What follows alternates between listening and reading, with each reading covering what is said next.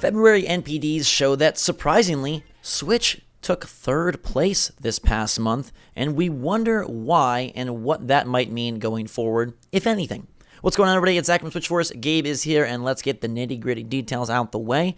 In the month of February, PlayStation 4 outsold the Switch by about 30%, and Xbox One outsold the Switch by about 11%. Now, these numbers are coming from a Reset Era user Magic Pork, and they seem to be pretty darn verified. The official numbers will come in a little bit later, but right now, everyone is kind of on board with these being the accurate numbers.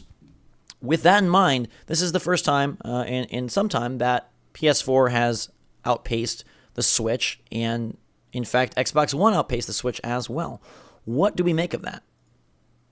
Well, honestly, I think this can all be attributed to one thing, and it is Fortnite, and the fact that it's become such a cultural hit that I'm sure children and, not just children, people in high school, all types of ages, they hear about this game at school and they really want one, and they can only play one on these consoles, and Mom, it's time to get me a console. I feel like so much of it has to do with that. Yeah, the Fortnite behemoth that it is definitely, I would think, is responsible for moving consoles. I also feel like it has been a little bit of a slow start in 2018 for Nintendo, and the hand is still kept pretty close to the big N's chest. Now, I wonder if the announcement of Smash Brothers moves the needle at all. We're very aware of what Sony's 2018 looks like. You got God of War in April. You've got Detroit Become Human in May. Days Gone has been shifted out of this calendar year, but we know that Spider-Man is going to hit in 2018. Do you think that Nintendo not really... I mean, I guess up until giving the date for Tennis Aces and the Smash reveal, not really showing what's happening. Do you think that has any effect here? I mean, it has to have some, but I don't think that's the reason they're in third place, because, let's be frank about Xbox for a moment. Like, what are they doing? Like, yes, Sea of Thieves is releasing this week, and I'm actually quite excited. I've been playing it, but we don't know what they're doing, and Xbox One X isn't what helped here. And that's why I do think that it's just these like very strong third-party titles, Fortnite being one, the other being Monster Hunter World.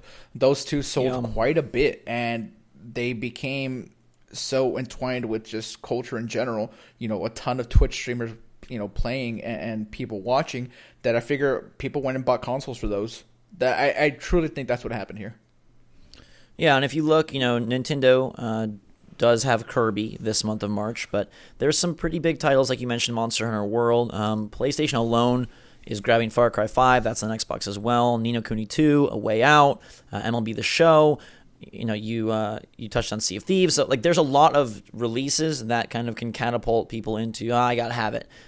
Not as much on the Nintendo side of things. Now, let it be known that Nintendo Switch is still trending, as far as we know, ahead of PlayStation 4 for its first year. So they're still very happy with where they're at. This is not like any sort of doom and gloom in any sense of the word. It's just interesting, and I wonder how this plays out until we get substantial third-party support. And I wonder if Nintendo is going to see extreme sales around the holidays and around their big tentpole releases, Smash Brothers, fingers crossed, Pokemon, as they did around Mario Odyssey and Breath of the Wild, and maybe some small, weaker months in between. I do feel that showing your hand or revealing your calendar more ahead of time does inspire confidence in new console buyers. And, they're still very much riding on the past lineup, which is fine, and it was evidenced in the overall, game-by-game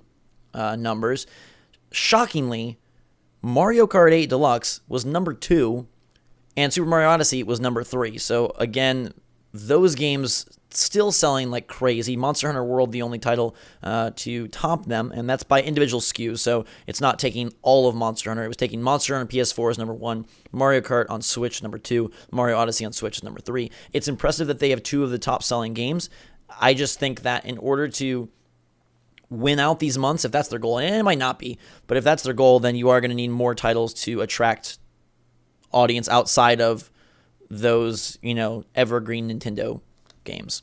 Yeah, as long as they can keep the momentum, a big release of Kirby in March should help. The Smash announcement as well. We'll see if that does move the needle, but we'll talk about those NPD numbers when those come in a month from now. But I don't think there's anything to worry about. I think Switch is still going to be just fine. And right now, the craze of Fortnite, it had a lot to do with this, I think, especially it being free, right? So the parents, all they had to do is just buy a console. You don't have to buy an extra $60 game. I think that helps. Do you think that moves Nintendo to make that happen faster? Possibly, but even if it does, people are already establishing what platform they're playing that game on. Like that's the one. Right. That's the one unfortunate thing about Fortnite coming so much later to Switch. Like, what, you're gonna move your entire group of friends over to like a different console? No, but if you are not yet on board, or if you are, you have a friend group that is cross-platform, and you can take Switch on the go, and it's going to give you a bigger screen and a better experience than mobile. I mean, heck, we've seen the insane excitement around the mobile version. I feel like the Switch would be that and then some. So I have to imagine behind the scenes Nintendo is motivated to make that happen. But I don't think, I agree with you, Gabe. I don't think this is anything to worry about. I think Nintendo is just fine where they're at. It's February. They really didn't have a whole lot going on. As we move throughout the year, let's see where the needle moves. I personally don't think Kirby is going to do a whole lot for them. I'm very curious to see those sales numbers. But as I mentioned, March is a pretty big month for other platforms, so I foresee this continuing. But once the big guns show up on the Switch, then I don't think anything can top them.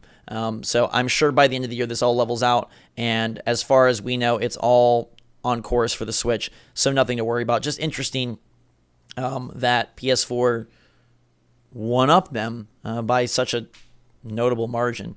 So let us know your take in the comments down below. Those are the February numbers. What do you think will happen in March? Do you think Kirby will give Switch the win? Is Sea of Thieves something that can push Microsoft? They got to be pretty happy, even though they seem to have a lot of negative mind share right now. They're up year over year. They're ahead of the Switch. They got to be feeling good. So will they feel even better after March?